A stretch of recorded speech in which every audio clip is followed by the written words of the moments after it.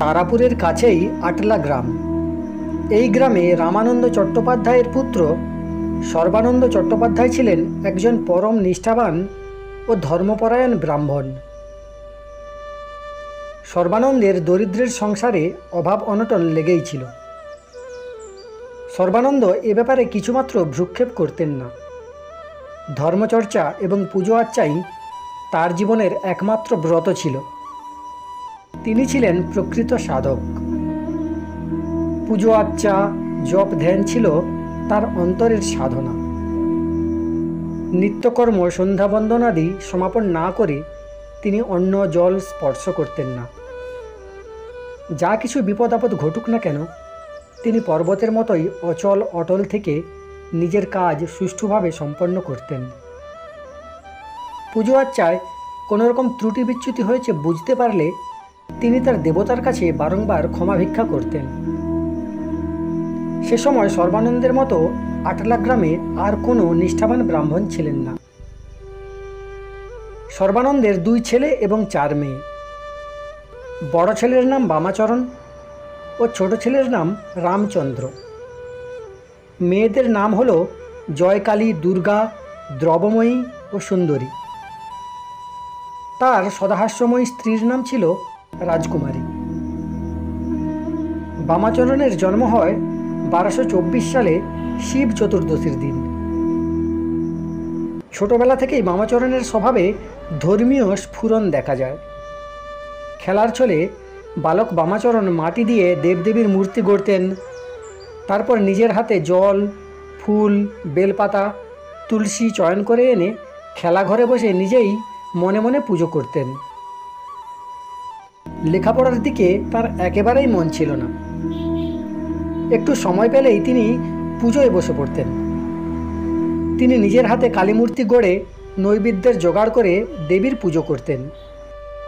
কালী পুজো শেষ হলে জগদ্ধাত্রী দেবীর পুজো করে তারপর ভগবানের রাসলীলার উৎসবাদি শেষ করে বামাচরণ তার সমবয়স্ক শৈশব সঙ্গীদের নিয়ে মনের আনন্দে খেলতে বেরোতেন। শৈশবেই বামাচরণের পিতার মৃত্যু হয়। পিতার মৃত্যুর পর তাদের সংসার একেবারেই অচল হয়ে পড়ে। বামাচরণই এই সংসারের সবচেয়ে ছোট ছেলে। ছোটবেলায় লেখাপড়া শেখেননি, নিরক্ষর ব্রাহ্মণ সন্তান। কোথাও যে কোনো কাজকর্ম করে সংসারের অভাব দূর করবেন তাও তার ক্ষমতার বাইরে। কনিষ্ঠ রামচন্দ্র তখন নিতান্তই শিশু। পিতার গচ্ছিত ধন কিংবা কোনো সম্পত্তি তাদের ছিল না। অতএব সংসার একেবারেই অচল। এমতো অবস্থায় একদিন বামাচরণের বিধবা মা বামাচরণকে বললেন, বাবা, যে কোনো একটা কাজকর্মের চেষ্টা করো, সংসার যে আর চলে না। বামাচরণ তখন সদ্য যুবক। তিনি আর আগের মতো নেই। সংসারের অভাব অভিযোগ দূর করার জন্য কাজকর্মের চেষ্টা করে যাচ্ছেন, কিন্তু কিছুমাত্র সুবিধে করে উঠতে পারছিলেন না। একদিন মা বললেন, বাছা, কাজের জন্য তোমাকে বাইরে কোথাও যেতে হবে না। তুমি আমার পাগল ছেলে। আমার মন কোনো সময় তোমাকে ছাড়া থাকতে চাইবে না। তুমি বরং বাড়িতে থেকেই চাষবাসের কাজকর্ম করো, আর তাতেই আমাদের সংসার একভাবে চলে যাবে। মায়ের এই রকম উপদেশ বামার পছন্দ হলো না।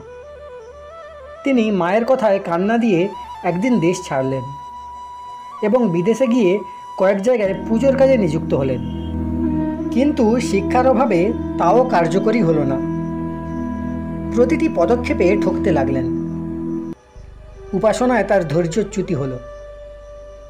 মনে তার যে ইচ্ছে জাগরিত হয়, সে বস্তু লাভের জন্য তার মন প্রাণ সকল সময় উৎকণ্ঠিত। সংসার তাকে সে ধন দিয়ে খুশি করতে চায় না। অগত্যা এইসব আগুপিছু নানা চিন্তা করে তিনি নিজের ঘরে ফিরে এলেন। সর্বানন্দের মৃত্যুর পর থেকে অভাবের সংসারে আরও বেশি রকমের অনটন দেখা দিল। সামান্যই জমি জায়গা ছিল, তারপর অনাবৃষ্টি আর অজন্মায় কোনো ফসলই পাওয়া গেল না। এদিকে বাড়ির বড় ছেলে বামাচরণ আপন ভোলা। সংসার সম্পর্কে তিনি ছিলেন বড় বেশি উদাসীন। বাবার মৃত্যুর পর বেশিরভাগ দিনই দিনরাত মনমরা ও জুবুদুবু হয়ে পড়ে থাকতেন। খাবার যেদিন জুটত সেদিন তিনি খেতেন, যেদিন জুটত না সেদিন অভুক্তই থাকতেন। মুখ ফুটে কাউকে খাবারের জন্য তাগিদ দিতেন না। মায়ের প্রাণ, সন্তান অভুক্ত, মা কতক্ষণ আর স্থির থাকতে পারেন? কোনো উপায় করতে না পেরে তার মা কাঁদতে কাঁদতে তারা দেবীকে ডাকতেন, মা, আমার অবোধ পাগল ছেলের সুমতি দাও। বামাচরণের মামার বাড়ি নবগ্রাম। সর্বানন্দের বাড়ি থেকে প্রায় 12 মাইল দূরে অবস্থিত এই নবগ্রাম। অনেক দিন থেকেই দুই পরিবারের মধ্যে বিশেষ সম্পর্ক ছিল না, কারণ বামাচরণের পিতা সর্বানন্দের স্বভাবজাত একগুঁয়েমি আর জেদ। বিত্তবান শ্বশুরবাড়িতে মাথা নোয়াবার পাত্র তিনি ছিলেন না।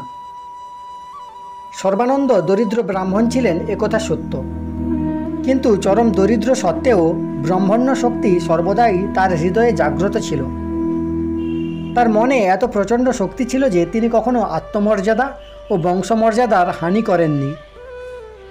সব প্রলোভনকেই তিনি জয় করেছিলেন। সর্বানন্দের মৃত্যুর প্রায় 4-5 মাস পরে বামাচরণের ছোট মামা হেমচন্দ্র একদিন ভগ্নিপতির মৃত সংবাদ পেয়ে তাদের বাড়িতে এলেন।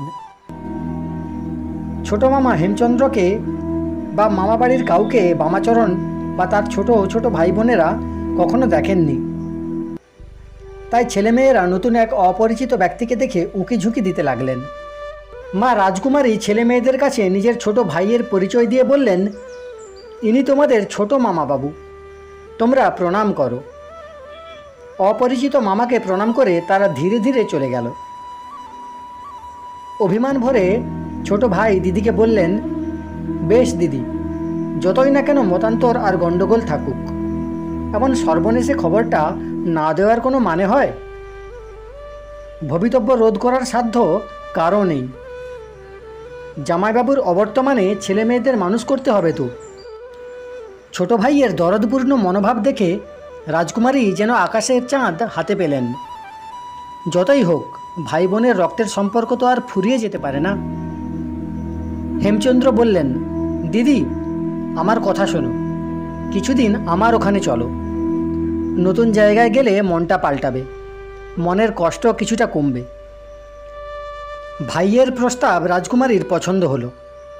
বহুকাল তিনি বাপের বাড়ি যাননি। স্নেহ আলয়ের নিবিড় আকর্ষণ তার পিত্রালয়। বাপের বাড়ি যাবার জন্য তার মন ব্যাকুল হয়ে উঠল। শুভ দিন শুভক্ষণে ছেলে মেয়েদের নিয়ে রাজকুমারী বাপের বাড়িতে চলে এলেন। এদিকে ননদকে দেখে ভাইয়ের বউ কাত্যায়নীর মুখখানা ভীমরুলের চাকের মতো হয়ে গেল। ক্রোধে তার সারা শরীর জ্বলে উঠল। অগুন্তি ছেলে মেয়ে নিয়ে এ কী উপদ্রব তার বাড়িতে? স্বামীকে আড়ালে ডেকে চুপিসারে বললেন, এসব আবার কী উটকো ঝামেলা ঘাড়ে বয়ে নিয়ে এলে? এরকম কথা তো ছিল না। স্বামী হেমচন্দ্র বললেন, ওদের বাড়ি গিয়ে যা সব ব্যাপার স্যাপার দেখলাম, মাথার উপরে এমন কোনো অভিভাবক নেই যিনি ওদের দেখাশোনা করতে পারে। তাই ভাবলাম দিদিকে আমাদের বাড়ি নিয়ে যাই, 2-1 মাস কাটিয়ে যাক এখানে, তারপর দেখা যাবে। দিন যায় রাত আসে, রাত যায় দিন আসে, দিন ও রাত কারোর জন্য অপেক্ষা করে না। এইভাবে চলমান দিনগুলো কোনো রকমে কেটে যায়। একদিন হেমচন্দ্র উদ্বেগের সঙ্গে দিদিকে বললেন, খাজনা মেটাবার সময় হয়েছে। মেয়ে মানুষের নামে পত্তনি নেওয়া হয়েছে, বেশ ঝামেলার ব্যাপার। যদি বামার নামে পত্তনি নেওয়া থাকতো তাহলে চিন্তার ব্যাপার ছিল না। ভাইয়ের বিষণ্ণ মুখের দিকে তাকিয়ে রাজকুমারী ধীরে ধীরে বললেন, অভিভাবক বলতে এখন তুমি যা ভালো বুঝবে তাই করবে, সব দিক যেন বজায় থাকে। হেমচন্দ্র বললেন, আমার মনে হয় জমি জমা এসবগুলো বেটা ছেলের নামেই থাকা ভালো। রাজকুমারী ছিলেন বুদ্ধিমতী। কারো কোনো গোপন মনোভাব, কূটনৈতিক বুদ্ধি এক লহমায় বোঝবার শক্তি তার ছিল। তিনিও মুখে মৃদু হাসি টেনে সরলভাবে বললেন, এসব আমি বিশেষ বুঝি না, তুমি যা ভালো বোঝো সেভাবেই কাজ করে যাও, এতে আমার মতামতের কিছু যায় আসে না। দিদির কথায় হেমচন্দ্রের আনন্দের সীমা রইল না। এর কয়েকদিন পরেই রাজকুমারী বললেন, ভাই, অনেক দিন হয়ে গেল, দেশে বাড়ি ঘরদোরের যে কী অবস্থা দাঁড়িয়েছে কিছুই বুঝতে পারছি না। আর এখানে শুধু শুধু বসে না থাকাই ভালো। ওখানে দিন কয়েক গিয়ে সব দেখে শুনে আসাই ভালো। হাজার হোক স্বামীর ভিটে তো। হেমচন্দ্র তখন শশব ব্যস্ত হয়ে বললেন, হ্যাঁ, ভিটের মায়া বড় মায়া, সহজে ছাড়া যায় না। তোমার মন যখন ছুটেছে ওখানে, তাহলে না হয় একবার ঘুরেই এসো। পোড়ো বাড়ি, সাপকোপের আড্ডাও হয়ে আছে কিনা দেখে এসো। যাবে যাও, এতে আমার কিছু বলার নেই। কিন্তু বলছিলাম কি, এদিকের কি একটা ব্যবস্থা করা যায়? জমির পত্তনি বদলাতে তোমার একটা সইসাবুত দরকার হবে তো। দায়িত্ব যখন নিয়েছি তখন। রাজকুমারী একটু মুচকি হেসে বললেন, সে তো এখনও অনেক দেরি আছে। বছরটা শেষ হোক। আমি তো আর জন্মশোধ যাব না। সময় সুবিধা মতো ভালো দিনক্ষণ দেখে কাজটা সারলেই হবে ক্ষণ। দিদির মনের সরল কথায় হেমচন্দ্র বললেন, বেশ, তাই হোক। বাস্তু ভিটে দেখাশোনা করে আসবার আছিলায় রাজকুমারী ছেলে মেয়েদের নিয়ে বাপের বাড়ি থেকে নিজের ভিটেই চলে এলেন। রাজকুমারীর মনের এই সন্দেহের কথা ভাই বা ভাইয়ের বউ ঘুণাক্ষরেও টের পেলেন না। প্রণাম জানাই সমস্ত মানবাত্মাকে। পরের অংশ শুনতে চাইলে চ্যানেলটি সাবস্ক্রাইব করে রাখতে পারেন।